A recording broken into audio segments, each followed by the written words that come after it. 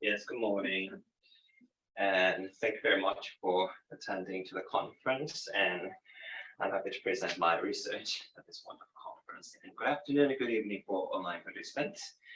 I'm Hyunjae Kim, archaeology PhD student, first year student, and I'm doing research on heritage of conflict, including colonialism, Second World War, and the Cold War, and its memory context. So today I would like to talk about the colonial heritage and post-colonial perception of South Korean society, particularly on interpretation of non-elite buildings established by Japanese Empire during the colonial period.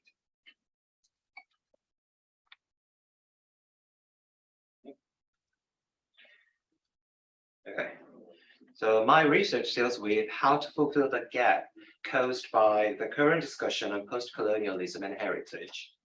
When understanding the history of regions outside of the West, there have been various discussions on social and cultural diversity.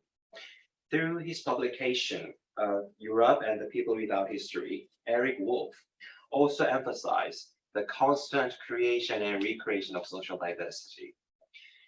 In general, post-colonial literary criticism deals with how the indigenous community are dealt with in the aftermath of the colonial rule through the dichotomous discussion of the colonizer and colonized. Sometimes there will be the powerful West and the subaltern, the indigenous community of the Third World, and the global North and South, and the remnants of colonial elites, as well as that of vernacular society.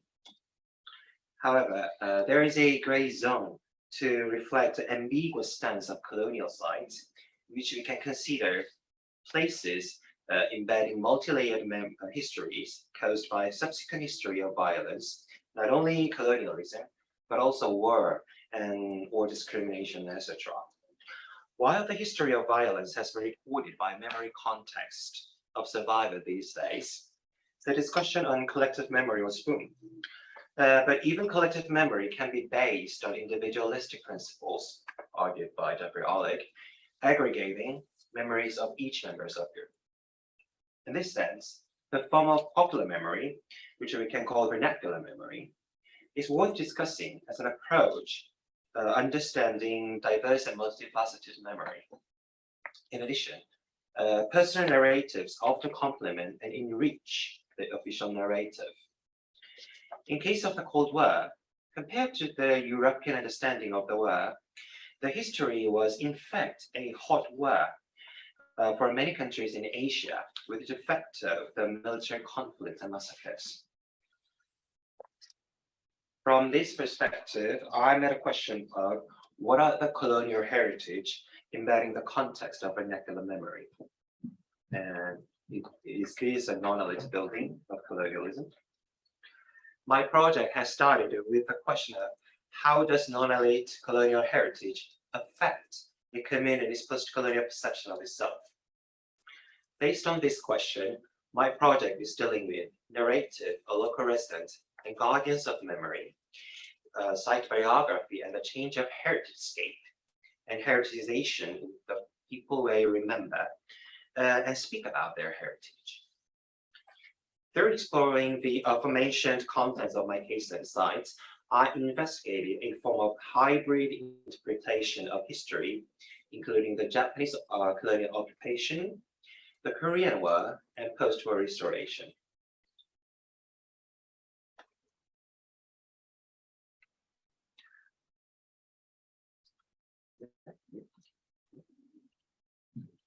So this is one of my case sites, which I started this case study last year, and the place is called Bisan Village, which was the former Japanese cemetery. The Korean word Bisan means the gravestone or tombstone.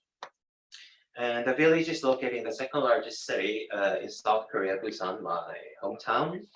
And now the population of the village is 7,000 people. The first left map is the map of 1917, made by colonial government, Japanese Empire. And there were usually facilities for their funeral, including cemetery, crematoriums, and shrine near the mountainous area. And now, cemetery has been transformed into residential housings, and these buildings became a place of historical value in Busan, including on-site museum to show the local history to the public. You may see that this red part is the gravestones. So usually on the bottom of the housings, they used gravestone as a stairway to build their temporary shelter in the houses. So up to now, the total of 537 tombstones were founded, and they were usually used as stairways for their house. To know better about the heritage and its relevant history, I examined the site biography as a way of looking at the transformation of heritage landscape. This biographical approach helps us to do location-based historical analysis for learning changing fates of certain sites or heritage and representation during the changes in power during the site's history. So this is the site biography of my case sites. In 1906, sorry, the word is a white one. So in 1906, the Amino-Japanese Cemetery was established by the Japanese Empire even before the annexation of Korea and Japan, because Korea lost her diplomatic right by Japan in 1905. As you can see the picture below, these pictures, the Japanese traditional religion Shinto shrine was also founded for their funeral service, as well as serving the spirit of deceased. During the colonial period from 1910 to 1945, this town was a place of death, particularly that of Japanese who lived in their colonized land of Korea. For the Koreans of the period, this area was a taboo and uncomfortable to come. After the liberation in 1945, Japanese people in Busan quickly moved to their home country. And these departing Japanese usually took their ashes of the deceased with them in order to avoid sort of damage by Koreans and to preserve the ashes in Japan by themselves. As a result, the graves became empty. There was a turning point for this place to become the place for Koreans. After the outbreak of the Korean War in 1950, Busan became the wartime capital.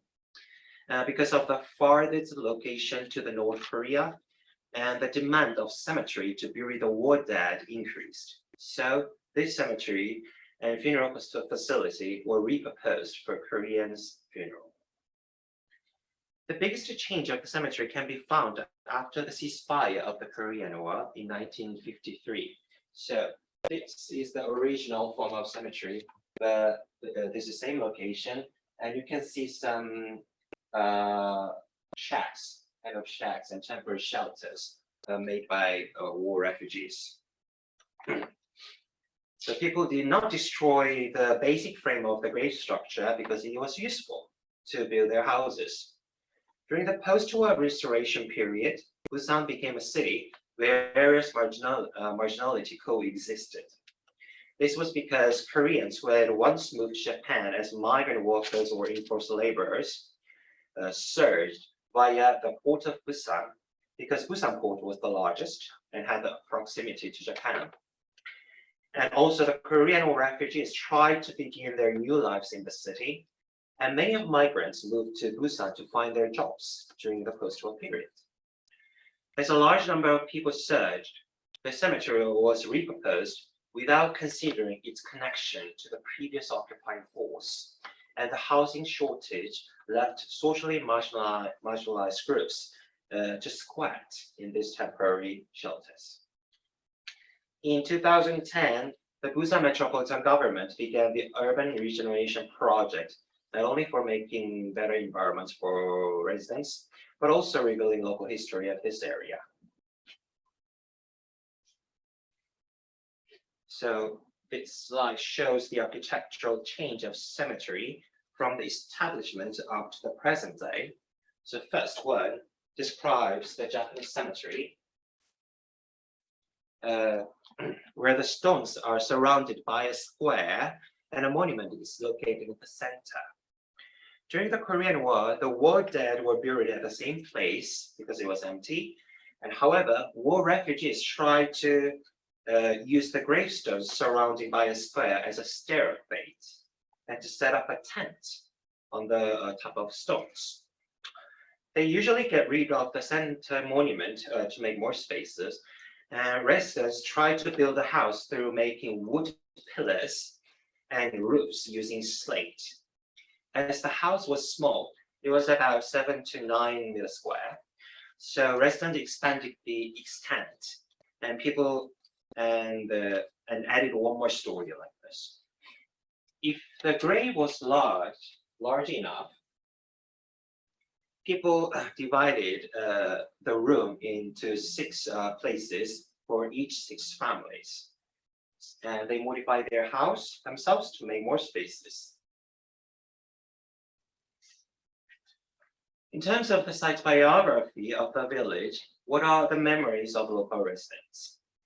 Compared to the collective memory, which is officially recorded in general, the concept of communicative memory was also discussed by Jan Assmann to understand a non-institutional form of memory. This memory lives in everyday interactions and communications with a time span of 3 interacting generations. This form of memory is worth discussing when dealing with the non-elite architecture's history as an approach to understand hybridity of vernacular memories embedding experience of colonialism at the Cold War. So there are various memories and interpretations of their village and their heritage, including not only their sufferings and dark memories of colonialism and war, but also of childhood and about their family's home. These contexts were from the past history of colonial remnants, including empty space of the former colonizer, war refugees' house, squatting, and new uses for migrants' family in the city.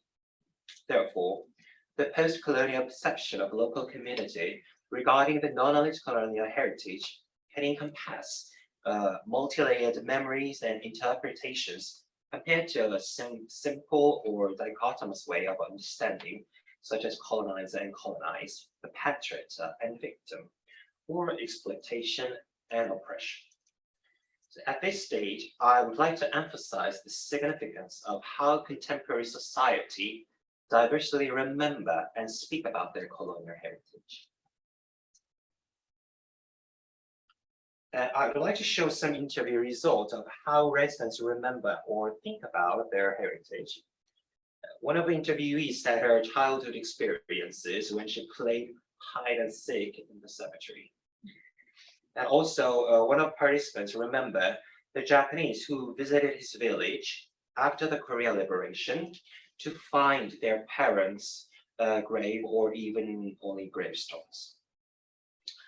Another informant told how the residential environment was and his difficulties to live in. In addition, the local representative emphasized residents' activities to promote local history and changes from hiding the history to revealing their stories to provide young people to learn more about their parents' or grandparents' generation's history.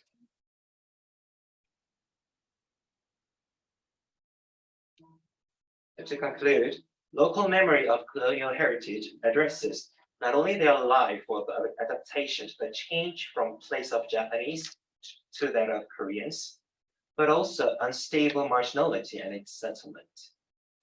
In addition, the attitude of local community themselves has been changed from hiding the history of marginality to promoting local history. And there are different approaches led by the Korean government to deal with this village's heritage. There are projects to preserve colonial remnants and to develop culture-led urban regeneration. But the government usually emphasized the history of the Korean War as a wartime capital of Busan, rather than articulating colonial past. Based on this approach, the discourse has been made to reflect the ancestral sufferings and efforts to overcome the historical violence and to dedicate to nation building. So there are still some gaps of interpretation between the communicated memory context of local community and the official description of history of the village. I outlined my future research to complete my thesis. It would be valuable to discuss a post-memory context dealing with intergenerational transmission of memory through conducting interview with second or third generation of the survivors. I'm also planning to explore the link between the concept of post-memory and post-colonialism for the way of serial understanding of colonial past. In addition, elaborating the way to understand colonial heritage in terms of the post-colonial locale in Asia will contribute to post-colonial heritage studies. So thank you very much.